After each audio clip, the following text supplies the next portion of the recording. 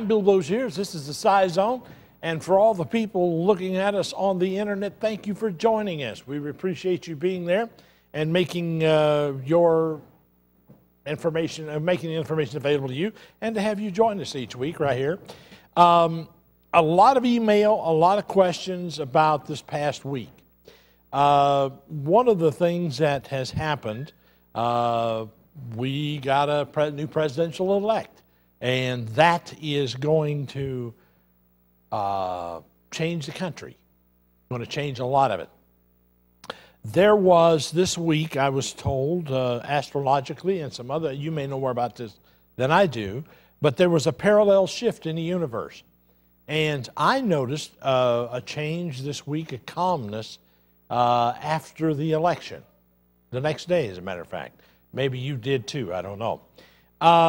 But tonight, information concerning the election, the economy, everything is in place for a change, and some things that you need to know that are going on, and nobody's taking the time to tell you, but we're going to show you here tonight. A website that you need to put in your favorites is something called bankimplode.com. That's bankimplode.com. And it lists all the banks. But one of the interesting things, when you go across the top of it, you can see there are several markets, and you can check the markets to see, that's it, thank you, doctor. One of them is hedge funds. Hedge funds, my God, there's going to be a backlash in this country, and I'll tell you about it right now. People are going to stop buying stocks and bonds. Maybe not so much bonds, but definitely stocks. They don't trust the stock market now. It's worse than politics. As a matter of fact, I just had a thing handed to me here just before it went to air, and we got more problems we know what to do with. One of the things that they're now going after are the 401ks. And they want to make it mandatory that your 401k is moved over into the government sector. I kid you not. This is a true statement. I was looking at it earlier, and I said, boy, when that hits the fan, that's not going to go over well with people. But we're in the worst financial crisis in the history of this country. And it's not only here, it's around the world, and it's by their own making.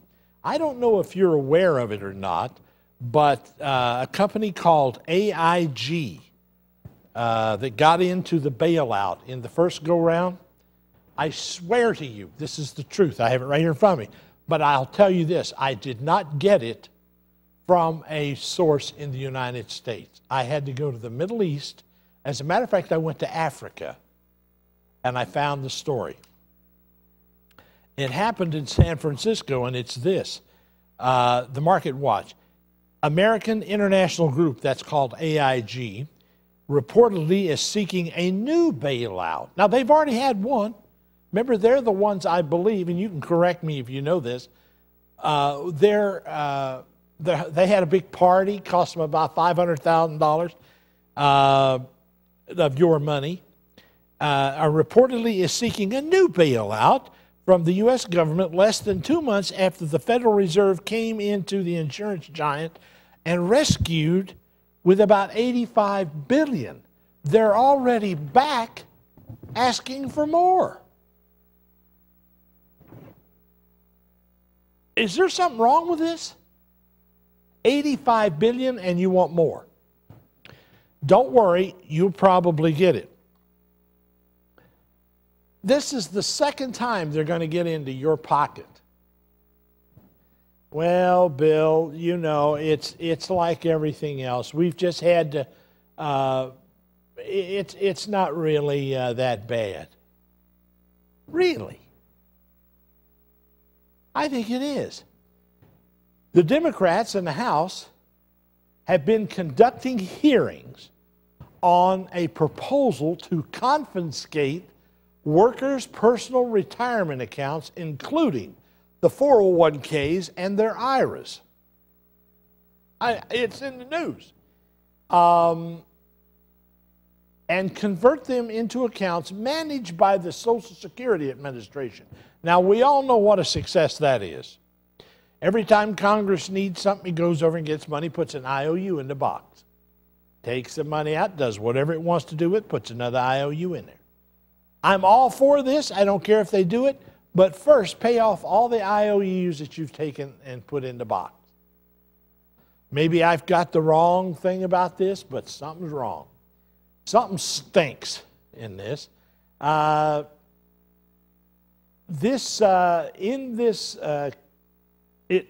convene them and they convert these into these accounts managed by the Social Security Administration. It was triggered by the financial crisis for the past 2 months, hearing reportedly that were meant to stem the losses incurred by many of the workers and retirees with 401ks and IRAs. The balance have been shrinking. And they go in, they're going to put money in it for you, about $600 or some. They've got a whole bunch of crap to do with this. But I'm telling you, it's the website you want to go to is sharedprosperity.org. They've got all of their Economic Policy Institute put together already. Isn't it interesting that they've just come out of the woodwork with this? The telephone number is 513-381-3830, and I want to hear from you. Shared Prosperity. It's an Economic Policy Institute agenda, and it's all printed out nice and pretty on this, and you can go look at it, and you read it. And then you'll be able to pull what little bit of hair you'll have left out.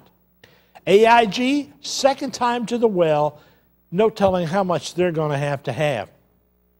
I have an email from Larry and his wife, Laverne.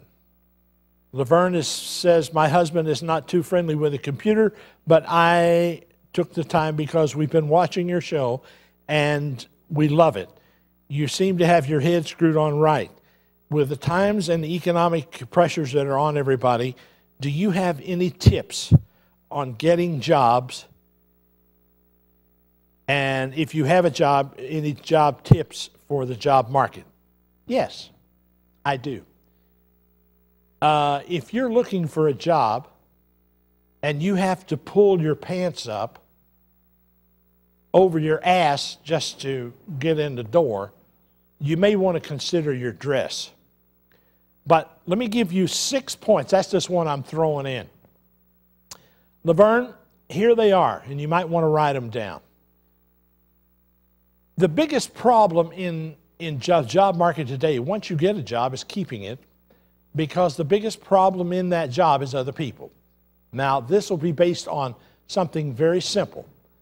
I cannot think of a problem, and you can do this, play along with me at home. Can you think of a problem that cannot be solved by better communications? Just leave it there. Number one, all people are motivated. They're motivated. And number two, people do things for their reasons, not yours. And an extension of an asset, if you overextend it, it will become a liability to you. An overextension of a developmental area, maybe an underdevelopment area, is called a cover-up. Don't try to do that. Try to hang on to it. All right, number 4. You cannot motivate anyone. All you can do is create an environment where people can achieve and thrive. The number one problem is communications, as I said earlier, it's number 5, because people lack self-esteem. They're afraid to say, I don't know. So they mask it or lie. Number 6, and this is kind of a two-part thing, and remember this in dealing with people. If I know more about me than you know about me, then I can control the communications. But if I know more about you than you know about yourself, I can control, obviously, you and that conversation. Those are areas that I would suggest you work on, take a look at, and make yourself indispensable to the company that you're working or trying to get a job. Once you get your foot in the door, apply these principles. They work. They absolutely work. All people are motivated. People do things for their reasons, not yours, if you happen to be a boss. The overextension of a developed area, meaning an asset, the overextension of some asset will become a liability to you. Be careful how you extend yourself. You can't motivate anyone. All you can do is create an environment where people can thrive. The number one problem is communications. People with low self-esteem are afraid to say, I don't know. And there's where the problem comes in. Let's take a pause in the action and come right back. I've got a whole lot more because the shift is about to happen. Stick around. We got more to do, and you're a part of it right here. 381-3838. This is the Scizone. I'm Bill Boshier, WBQC. Hurry back.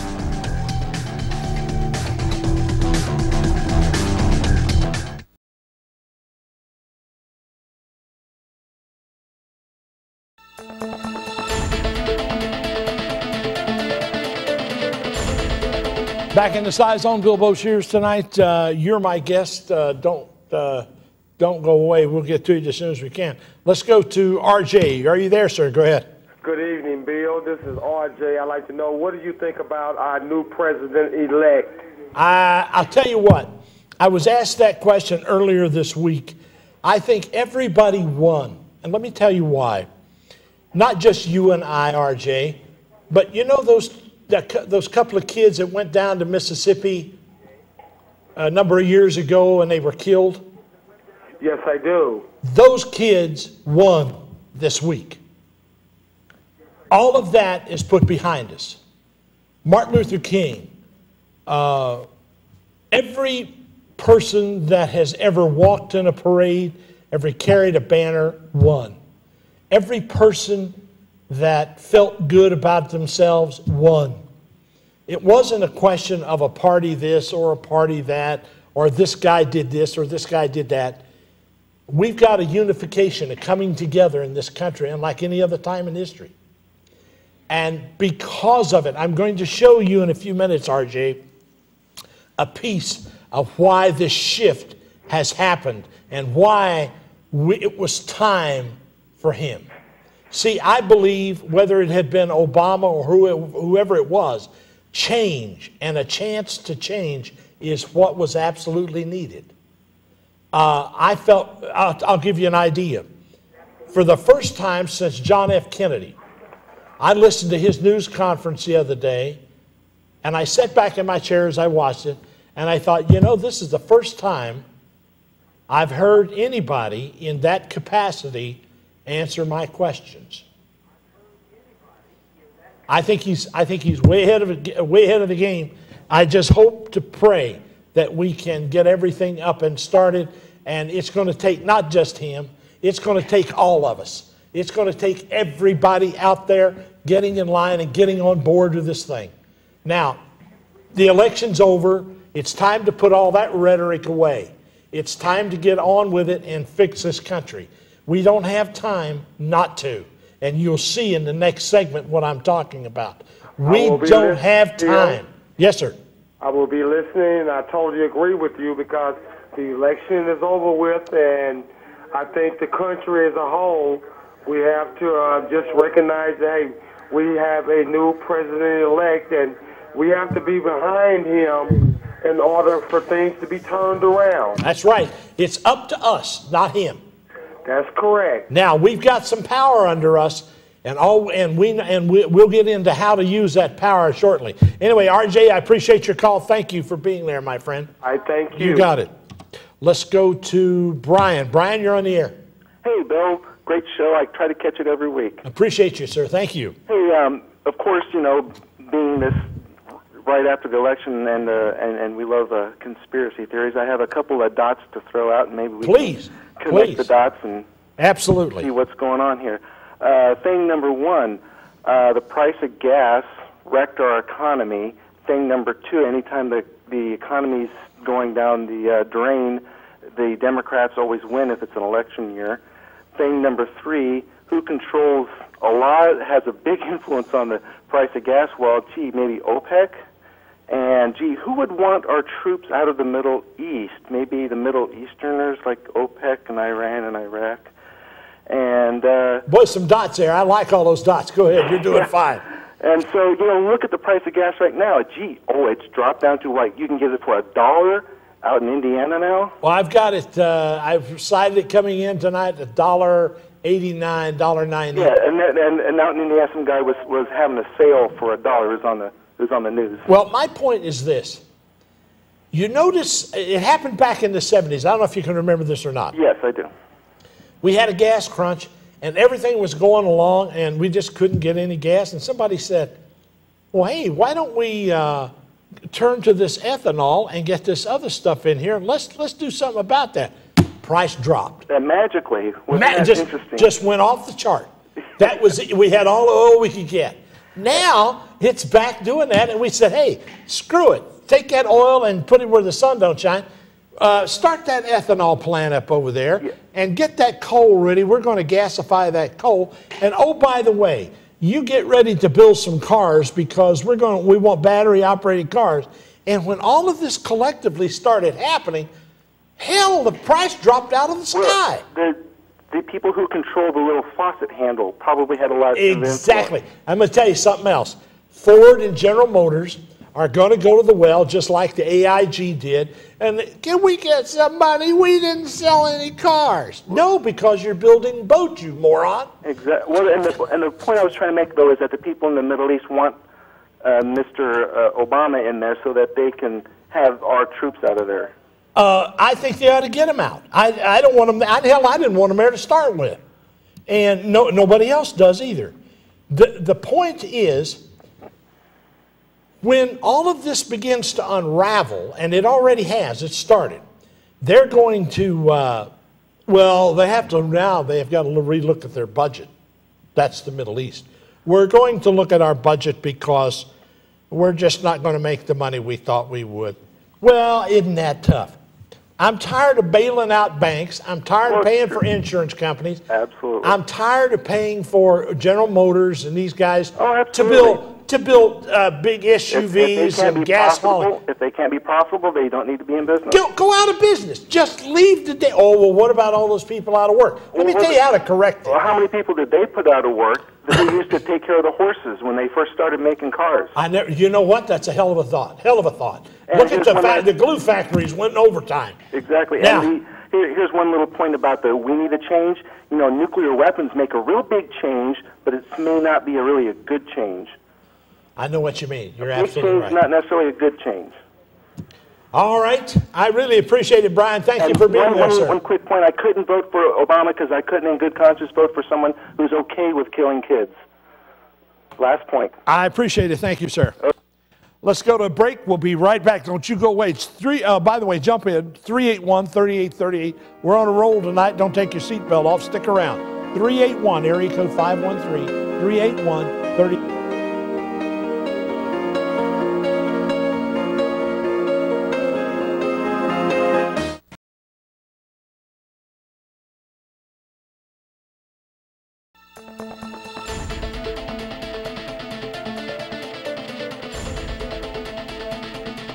Oh, back in the Scizone. Bill Boshears with you till 12 o'clock.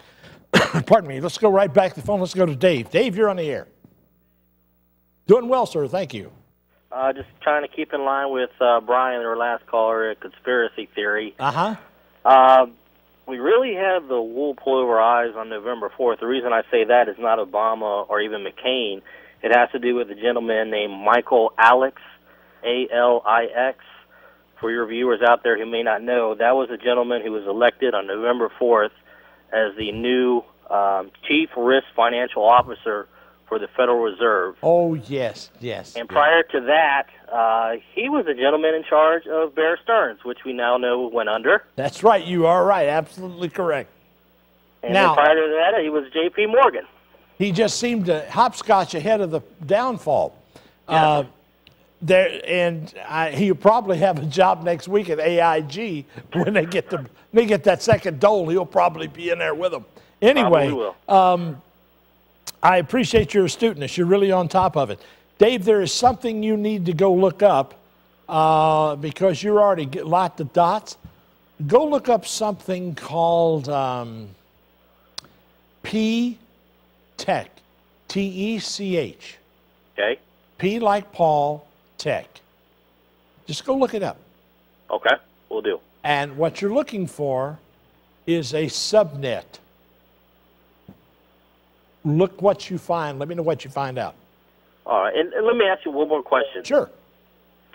With gas prices being so low, is there a reason you think that the Russians haven't bombed one of our pipelines yet? Does that seem kind of odd to you? Well, I don't think anybody's going to bomb the pipelines. I think if they did, somebody bombed their pipeline back and forth, back and forth. They're too busy trying to cheat everybody out of everything in the Middle East. It ain't going to happen. But I'm very observant. Appreciate it, Dave. Thank you, sir. Thank you. Let's go to John. John, you're on the air. Hey, Mr. Bowsteers, how you doing? I'm doing better than expected. Well, I just want to comment on a couple things here. I heard a caller a few minutes ago mention nuclear weapons, and then now I just heard something about Russia bombing pipelines.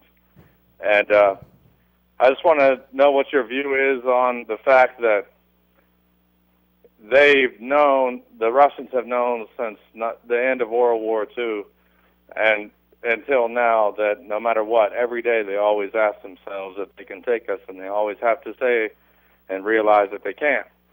And the fact is, they're not going to go after certain things because they know their limitations. They flex their muscles. They dare the world to stop them. And we have time and time again. So the anti-war, the anti-nuclear weapons, let's all be friends with everyone type people that don't understand the world. They need to understand that the only reason we get to live the way we live and protect everything that makes this world go round and keep America the way it is the 20 or 30,000 ICBMs we have aimed at all of our enemies. And they know that, and they've known that for decades, that if they really test us, they'll be gone in a half an hour. I mean, that's just the way it works. Well, John, I appreciate your call, sir. I just want to know your feelings on that. I don't know that there's all of that kind of firepower aimed out there. I know it exists. I don't know who it's aimed at. I would rather think that there is a way around that nuclear holocaust. I don't want to see that happen. I don't want to see it happen either, but that's the way that we've made it through the Cold War for several decades, is the mutual assured destruction. Well, you launch at us, we launch at you, and it's all over. And that's what's kept us safe, and that's what everybody's afraid of, is the power of those Trident ballistic missile submarines sitting everywhere with, at least 22 missiles on board, several warheads. I mean, we can take them out. Hang on. There's a much better way. If you wanted to take over America, it's already started. You don't have to blow anything up. Hell, I don't want to blow anything up. I just want people to understand that the reason we get live the way that we live and keep these enemies at bay is because of our superior firepower. I appreciate your call. Thank you, sir. Now, I'll say what I wanted to say now that I hung up with him. Here's the deal. If you wanted to take America to its knees, you don't have to blow up anything. All you got to do is do what they did. Once you see and start connecting the dots, you'll see it. All you have to do is look for that company that I told the earlier caller, P-Tech. Go look it up. It is a subnet. They can go in and strip money out of a company, out of a corporation. They never know it's gone. And that company, when you find out who sponsored it, another great book, if you want to read it, it's called Crossing the Rubicon. And once you see that, and you go, wait a minute, that's very doable. It'll scare the hell out of you. It did me. So go look at it. I've been connecting the dots for a long time. And the person that you want to get the video and look at, her name is Indira Singh. Last name is spelt S-I-N-G-H. She was at Ground Zero. Listen to what that lady's got to say. It'll change your whole view on a whole lot of things. It did for me. Let's go to Don. Don, you've been there the longest. Go ahead. Good evening, Bill. How you doing this evening? Doing well, sir. Glad to have you. When I was a young man, I used to live down in Northside. You know where that's at, what part of town? Yeah, sure. On the corner of Hamilton Avenue and Bruce Avenue used to be a very wealthy man. It used to be well known, Andrew Juergens. He had several homes in Cincinnati. I gained his respect and trust after a while, being a paper boy, things he wanted me to do. I got to know him and talk to him. And he told me one day, and I asked him how he got to be wealthy. I guess he surprised him, but he told me, blood, sweat, and tears, basically, hanging in there. But one of the things he told me is going to be a downfall of this country in the future will be projected income. It's killing it. Well, right now, the companies are saying, we projected to make this money. We didn't sell these cars. Give us some money, please. Yeah, because I'll never forget his words. He said, it'll be more than a thorn in this country's side. He said, it'll deplete our resources. He says, because when the company starts saying, if we don't get a certain quota by a certain date, projected income, then we can file bankruptcy. That's exactly where it's headed. See my point? Absolutely, I do. Yeah, and it seems like the old man has something going there. I think he was very astute. Thank you, sir. And I appreciate you, Don, for bringing it up. Thank you, sir. We'll take a pause in the action and come right back with more and your phone calls. 513-381-3838. Stick around. We got a lot more to cover.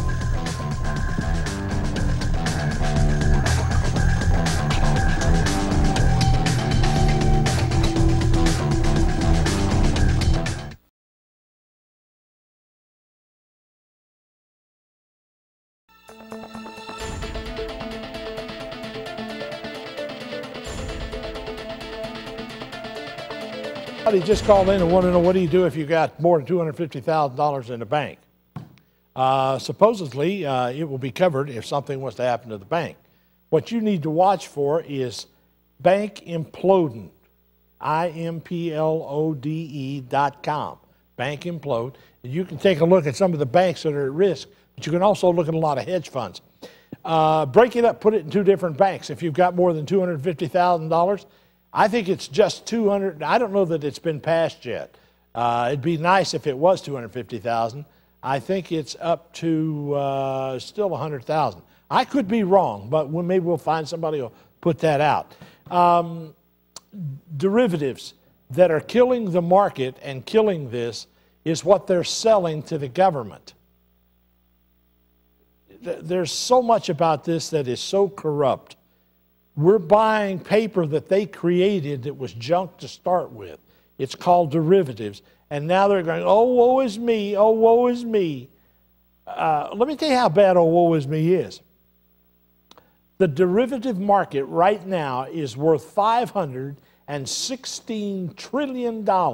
That's, ladies and gentlemen, that's roughly 10 times the value of the entire world's output. And it's laying in banks all over Europe, and they're here. If you've got a bank's got a bunch of derivatives laying in the vault, get the hell out of the bank. Just go in and say, ask them. They won't want to tell you. You got to go to the home office and say, look, show me your portfolio. Are you invested in derivatives? Oh, no, we got rid of them. The home mortgage, don't worry about the home mortgage. Ask for derivatives. If they can't tell you about it, you need to be out of the bank anyway because they're too damn stupid. And if the bank can't tell you about it, you got a real problem on your hand because you got on your hands. I said that again. You've got an on your hands. And if you're banking with you need to do something about it. Try to get rid of them. They're all over the place. You can always spot one. That's what they are. They seem to know nothing about everything you do. That's why you watch this show. This is not the average call-in talk show. Hell, people in here got above average questions. Where the hell are you going to get answers for it if you don't have someplace like this? And let me say it one more time. They are, that's it. I won't do that anymore for you.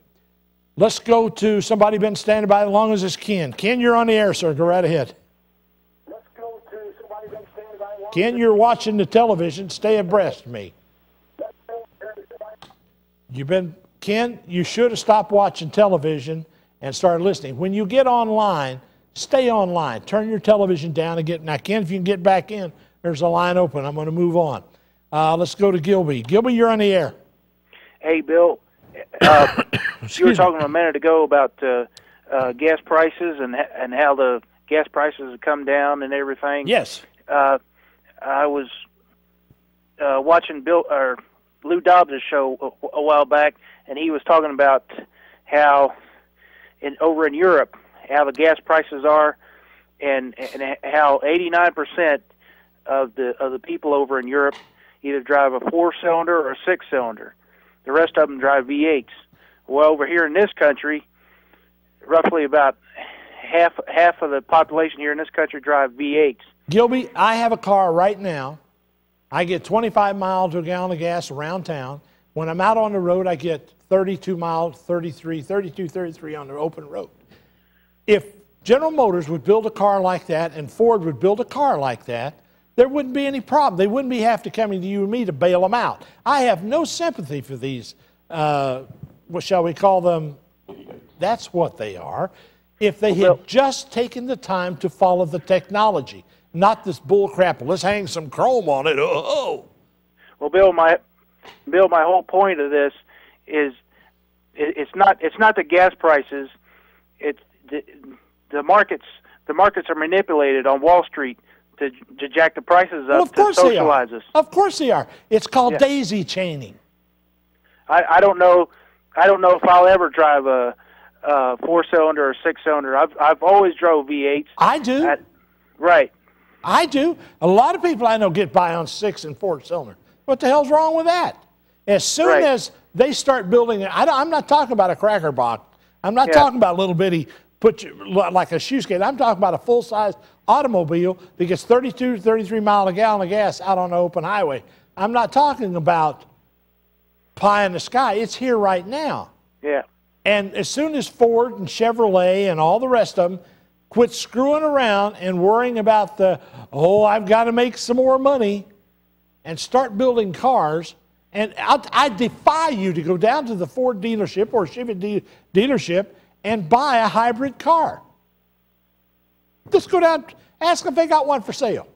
I dare you. Do that and let me know what you do, Gilby, okay? Okay. Appreciate it. Thank you, sir. All right. Let's go to Robin. Robin, you're on the air with me. Good evening, Bill. How are you tonight? Phenomenally well under the circumstances. Great. It sounds like you're really on a roll. I am. I'll tell you, when John called earlier and was talking about Russia bombing us and so forth, I really don't think we have to fear so much about things like that as we do. We're destroying ourselves. Hell, we're already destroyed. We got a bunch of Democrats right now who have already targeted private retirement accounts. I know. Now, Obama better put the brakes on these fools because he's dealing with a whole flock of, that's what they are. Let's hope he can. But, the scary thing is, you were talking earlier about AIG and other large companies, banks, insurance companies, and so forth that have sought the bailout. Yeah. Well, we also have to worry about the smaller ones, the smaller banks and the smaller towns and cities and so forth. They're doing the same things that the big boys are doing. For instance, I saw in the news earlier this week that Fifth Third had applied for a bailout. Well, just a few weeks ago, they sent their senior vice presidents and above on cruises. So it's not just the big boys that are doing that. All the banks and the companies across the board have become so corrupted that they feel they can do this and they're entitled to do this. I'm going to go check on a bank locally here. It's a local bank here. It is not Fifth Third. And if I check that out, I'm going to come here and tell you. I'm going to tell you how much derivatives they've got, and I'm going to move all of my banking accounts over there. Well, I hope you do name names. Oh, I will. I promise you. Hey, if you've got a lot of derivatives laying in your safe, Mr. Bank, you're in deep, deep doo-doo. Right. We're going to take a break, but Robin, I'm glad you called. Thank you, dear. Thank you, Bill. We'll be right back after this. 513-381-3838. Take a break.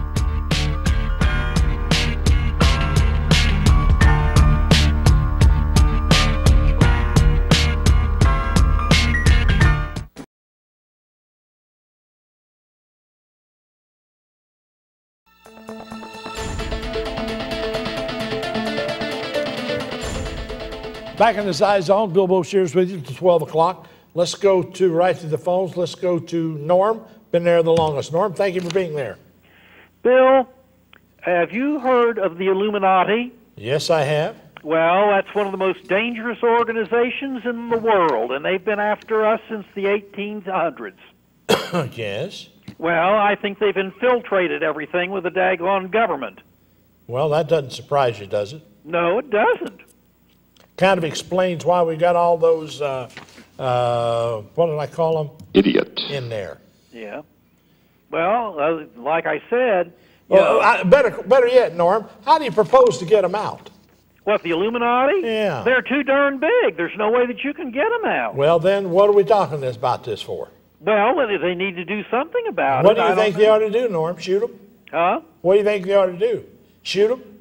They're too big. They're too well organized. They're too big. They've been trying to kill us. Norm, you're the kind of person I really enjoy talking to late at night like this.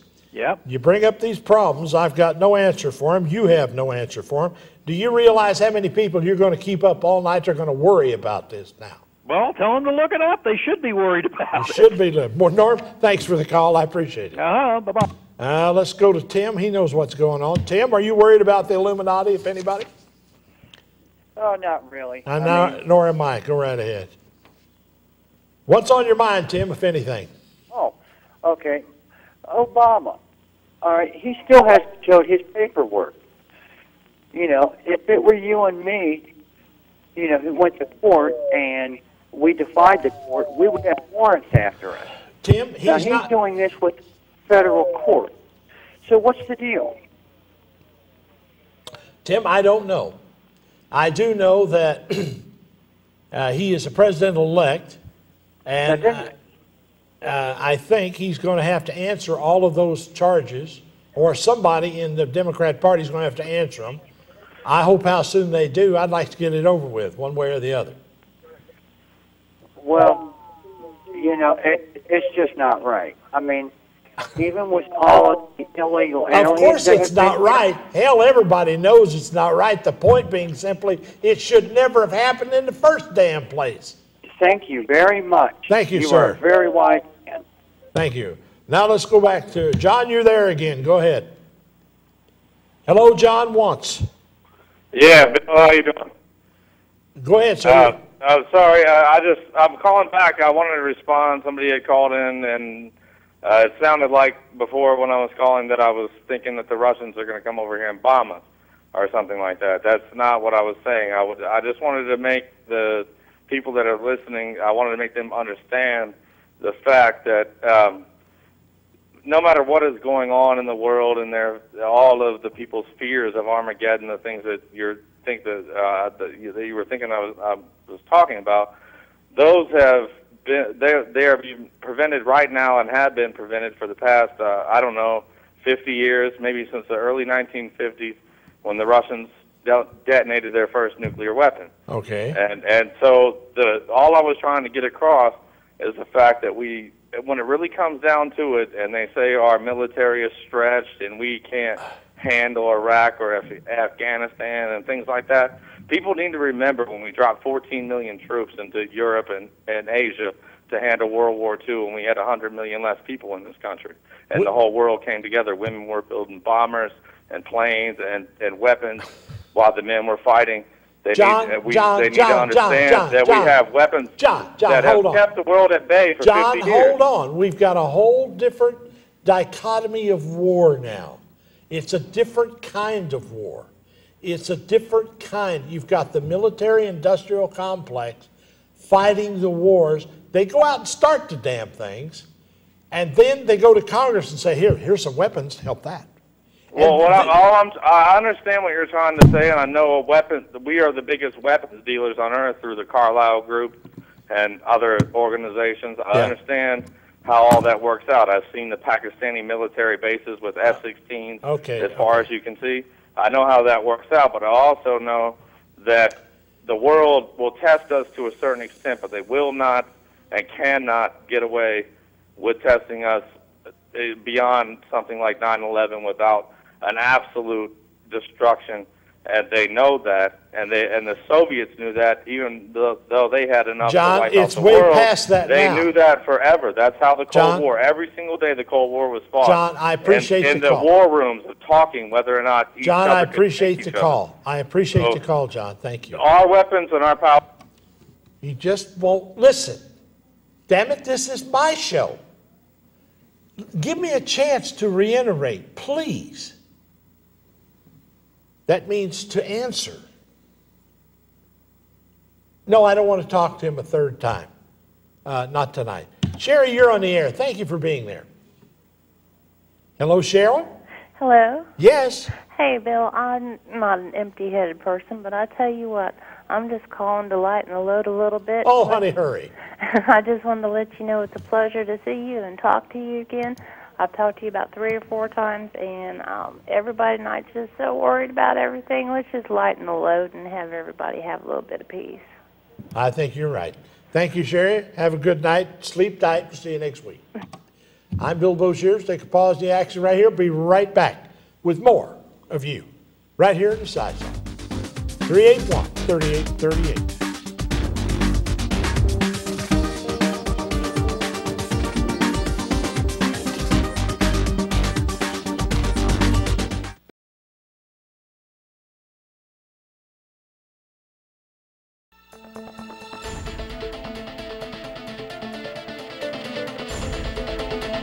Back in the Scizone for a few minutes here. I know that I personally, a lot of my friends, we've looked at this time and time again, and there is a method to this. It's called what I call problem, reaction, solution. Here's how they've been doing this to us so far. Once you understand this, you'll be able to point a finger and get some results. They create a problem covertly, blame it on someone or something else for what you have been done, what you have secretly done. In other words, they put it together. They tell people through an unquestioning mainstream media the version of the problem they want the masses to believe, and then openly offer through changes in society and solution to the problem you created yourself. The solution is always the installation of more centralized control in the government's hands. I rest my case. When you look at that model, you'll see what I'm saying. Let's go to, been there the longest, that's May. May, you're there. Yeah, I'm getting tired of all these companies wanting bailouts with taxpayers' money. I agree with you. And I think they dug their own hole up there. I think it's abuse of public funds to use taxpayers' money for things as bailouts. I agree with you. By God, they could spend it on you and me. No, I don't mean, no. We just ought to not pay our taxes. Okay. That's right. And they can't get us for that because they're not doing what they're supposed to be doing with it. Oh, what we ought to do is file a writ of mandamus on all of it. We ought to. Yeah, we sure should. Appreciate it, May. Thank you, dear. Okay, thanks. Let's go to, I guess it's JC. I hope that's JC. You there? Yes, I am. Hit it. What's on your mind? Yes. You said that. What's on your mind, JC? I'd like to ask you a couple questions, please. Well, do it. Our ex-presidents, don't they get a salary for so long after they're out of office? They get it for life. It's around $180,000. Now, why did they do that? Because they can. Are you there, JC? Yes. They have the right and the authority. They did it, and they don't want them living like paupers. Well, when I lose... Okay. Let's go to Mink. You're there. How you doing, Bill? I don't know. Is it a full moon or not? Maybe. I'm not sure. It's getting close. Well, anyway, let's lighten it up a little bit. Hit it, man. Anyway, a couple things happened while all the elections were going on. Yes. Naturally during Halloween. Yes. One is England released its U.S. UFO reports. Yes. From the studies, kind of like our Blue Book, Project Blue Book. Yes. But, you know, they're really scrutinized, and I've been reading it, and that's what I told folks. But we've got something local media did here in Cincinnati, which is they were talking about the Fort Ancient Lights and, you know, things like that. Was that Bill Cunningham doing that? No. It was on, actually, they did a news story on, like, Channel 12, you know, mysterious things around here. Yeah. And, you know, I used to go up and sit on that road by Fort Ancient and all the time, and the Mason lights and all that, and wait, and you'll see, you know, the lights. It's kind of neat. I'm going up there tonight. When I get off, I'm going up there. Get a bottle of whiskey and a redhead to port. Woo, got to go. See you. See, now you're going to get me in trouble stuff. Paul, you're there. Go ahead. Yeah, hi, Bill. Thanks for the show, by the way. But let us ask you, what's the latest on Philip Berg's lawsuit concerning I have not. Obama's, I have not been. I've not been able to get him. As far as I know, they have not answered any of the lawsuits. There's 9 of them, about 13 of them now, I think. Other states have filed lawsuits. When one of them does, I'm sure we'll find out. Is it 14 states, Bill? Is that right? I think it's about 13 or 14 states. 13 or 14. But isn't it curious? I mean, do you actually think what happened between Justice Souter and him? I have in the no US idea. Supreme? By the way, you can go to Obama Crimes and read the results of that. Is there anything? Is there any substance to this story? And how come we don't hear it on just the everyday press? Well, because nobody wants to insult her. Okay. They're afraid they won't spend their money with them. But is there any substance to it, Bill? I think there is. I got about 30 seconds to get out of here, but I'll see you later, Paul. Thank you, sir. Anyway, thank you all for joining us tonight on the internet, worldwide, and those of you at home tonight. Maybe you'll sleep better, maybe you won't. If you don't, that's your fault. Get your little libation and go right off to sleep. And for those of you watching at home, thank you for being there. And John, it's time for you to go to bed. I know you were gotten up all day. We'll be here same time, same place next week with more of you and the Scizone. Have a great week. Take care and stay safe.